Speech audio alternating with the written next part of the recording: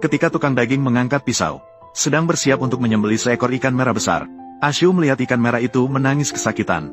Ashu benar-benar tidak tega. Jadi dia mengeluarkan 1 keping uang tembaga untuk membeli ikan merah itu, dan membawanya ke laut untuk dilepaskan. Ketika ikan merah itu hampir tenggelam ke dasar laut, tiba-tiba menjelma menjadi sosok manusia. Siapa yang bisa menyangka bahwa dia adalah pangeran ketiga Raja Naga yang diselamatkannya. Setelah pangeran ketiga kembali ke istana, dia bersumpah akan membalas budi kepada penyelamatnya. Dia segera memanggil para penjaga laut dan prajurit udang.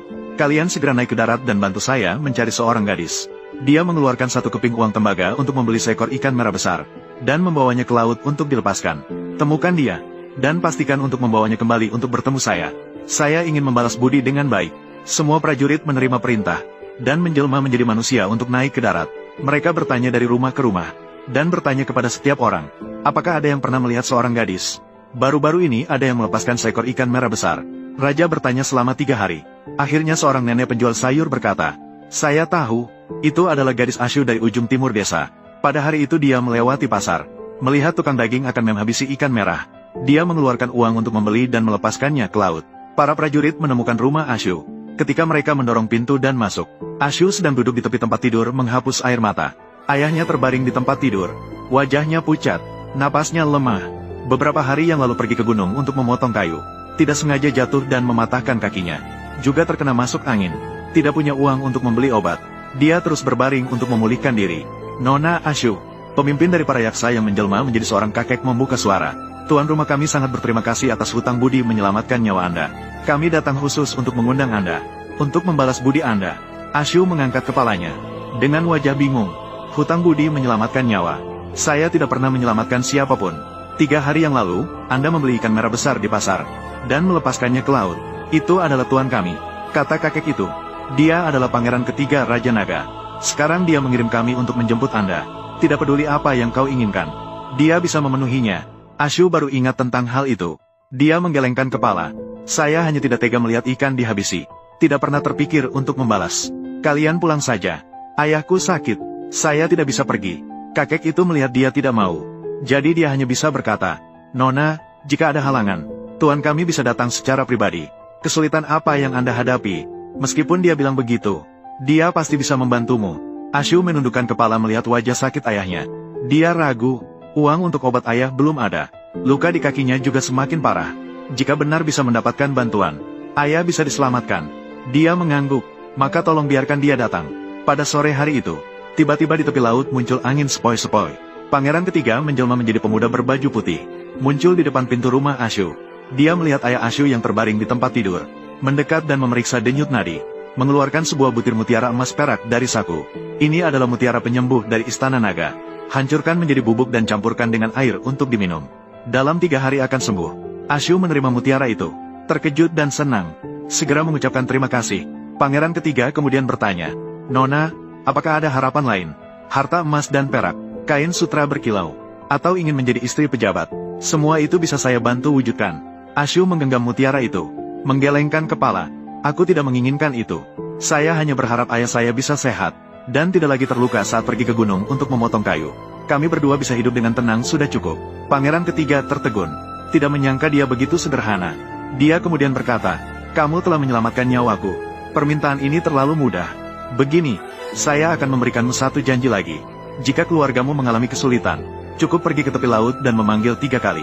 Pangeran ketiga, saya akan datang untuk membantu Anda. Pangeran ketiga juga meninggalkan sebuah kantong perak, dan berpesan agar dia merawat ayahnya dengan baik. Kemudian menjelma menjadi angin sepoi-sepoi dan menghilang. Ashu mengikuti apa yang dikatakan pangeran ketiga. Menggiling mutiara penyembuh menjadi serbuk. Memberikannya kepada ayah untuk diminum. Ternyata, keesokan harinya, wajah ayah sudah jauh lebih baik. Dia bisa duduk dan berbicara. Pada hari ketiga, luka di kakinya tidak sakit lagi. Masuk angin juga sudah reda. Pada hari keempat, dia sudah bisa turun dan berjalan. Ayah dan anak itu sangat senang. Ashu sengaja pergi ke tepi laut, memanggil pangeran ketiga 3 kali di hadapan laut, ingin berterima kasih lagi padanya. Namun setelah memanggil lama, tidak ada respon sama sekali. Dia tahu pangeran ketiga mungkin sedang sibuk. Jadi dia pulang dengan tersenyum. Hari demi hari berlalu. Ashu tetap bekerja keras menjalani hidup. Setiap hari memintal benang dan menenun kain. Kadang-kadang pergi ke pasar untuk menjual kain dan mendapatkan uang. Ayahnya sudah sembuh, dan bisa pergi ke gunung untuk memotong kayu. Kehidupan di rumah perlahan-lahan membaik. Namun tidak lama kemudian, desa mengalami kekeringan. Sudah beberapa bulan tidak ada hujan. Tanaman di ladang semua mati kering. Air di dalam sumur semakin sedikit. Para penduduk desa hampir tidak punya air untuk diminum. Semua orang pergi ke kuil Raja Naga setiap hari untuk membakar dupa dan berdoa agar hujan. Namun tidak ada gunanya sama sekali. Ashu melihat tanah yang retak. Dia merasa cemas di dalam hati. Dia teringat akan janji pangeran ketiga. Lalu berlari ke tepi laut. Memanggil pangeran ketiga di laut. Pangeran ketiga. Pangeran ketiga. Tak lama setelah memanggil, permukaan laut bergetar. Pangeran ketiga muncul. Gadis Ashu, apa kesulitan yang kau hadapi? Desa kami mengalami kekeringan. Tidak ada air untuk diminum. Tanaman juga mati. Bisakah kamu membantu semua orang untuk menurunkan hujan? Ashu berkata dan pangeran ketiga mengangguk. Ini adalah hal kecil. Namun saya tidak bisa sembarangan menurunkan hujan. Harus melapor kepada ayahanda saya. Jangan khawatir. Besok pagi akan turun hujan. Keesokan paginya, langit memang dipenuhi awan gelap. Kemudian hujan deras mulai turun. Hujan turun sepanjang hari. Tanaman di ladang perlahan-lahan hidup kembali. Sumur itu penuh air. Para penduduk desa bersorak gembira. Mereka berbondong-bondong pergi ke kuil Raja Naga untuk membakar dupa dan mengucapkan terima kasih. Namun mereka tidak tahu bahwa itu adalah pangeran ketiga yang diminta oleh Ashu. Ashu juga tidak mengatakan apa-apa. Dia tetap menjalani hidupnya. Namun hal ini tetap diketahui oleh penguasa jahat di desa, Lisi. Lisi biasanya bertindak sewenang-wenang, menganiaya penduduk desa. Melihat Ashu bisa meminta hujan, dia ingin memanfaatkan dia. Dia berlari ke rumah Ashu, menendang pintu dengan satu kaki. Ashu, kamu bisa meminta hujan. Pasti mengenal Raja Naga. Segera bantu saya meminta sedikit harta emas dan perak. Jika tidak, saya akan bersikap kasar kepada ayahmu. Ashu mundur ketakutan. Saya tidak memiliki kemampuan itu. Maka Raja Naga sendiri merasa ketakutan. Itu tidak ada hubungannya dengan saya. Jangan bohong padaku. Lisi menangkap lengan Ashu. Aku sudah mencari tahu. Hanya setelah kamu memanggil di tepi laut, barulah hujan turun. Jika kamu tidak membantuku, aku akan melempar ayahmu ke gunung.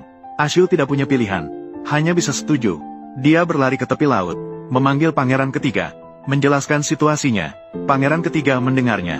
Dengan marah dia berkata, penjahat ini terlalu berlebihan. Aku tidak bisa membantunya.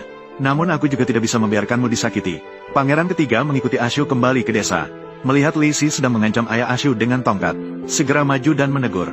Berhenti. Berani-beraninya kau mengganggu keluarga penyelamatmu. Kau terlalu berani. Lisi melihat seorang pemuda berpakaian putih datang. Dia berkata dengan sinis. Siapa kamu? Jangan ikut campur urusan orang lain. Pangeran ketiga mengangkat tangan dan melambaikan. Lisi langsung terjatuh ke tanah karena tiupan angin. Tidak bisa bangkit. Dia berkata kepada para penduduk desa. Gadis Ashu telah menyelamatkan nyawaku. Aku sudah berjanji untuk membantunya. Siapapun yang berani mengganggu dia, atau ingin memanfaatkan dia untuk keuntungan pribadi, aku sama sekali tidak akan memaafkan. Para penduduk desa baru tahu bahwa Ashu telah menyelamatkan pangeran ketiga Raja Naga. Semua orang berterima kasih padanya. Lisi ketakutan dan terus-menerus membungkuk meminta ampun. Pangeran ketiga mendengus dingin.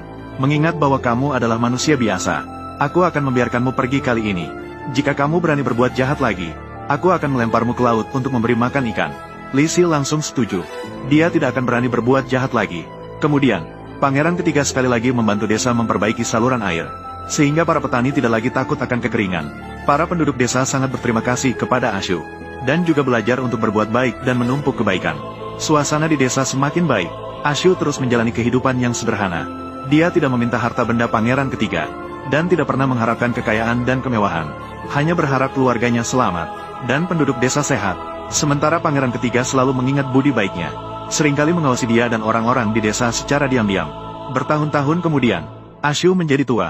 Dia sering menceritakan kisah menyelamatkan ikan merah kepada anak-anak, dan selalu mengakhiri dengan berkata, menjadi manusia itu, jangan berpikir untuk mengambil keuntungan. Lakukan lebih banyak perbuatan baik. Mungkin suatu hari akan ada balasan. Kebaikan tidak pernah sia-sia. Jika kamu membantu orang lain juga akan membantu kamu saat kamu membutuhkannya. Meskipun tanpa balasan, hatimu akan merasa tenang. Cerita ini mengajarkan kita, kebaikan adalah sebuah kekuatan. Setiap kebaikan yang kamu berikan, akan kembali kepadamu dengan cara yang berbeda. Jangan karena kebaikan kecil lalu tidak melakukannya. Dan jangan berpikir bahwa berbuat baik harus ada balasannya. Simpan niat baik di dalam hati. Lakukan lebih banyak perbuatan baik. Tidak hanya bisa membantu orang lain, juga bisa membuat hidupnya lebih lancar. Lagi pula, hukum alam berputar dengan baik. Kebaikan pasti akan terbalas. Akhirnya akan ada balasan.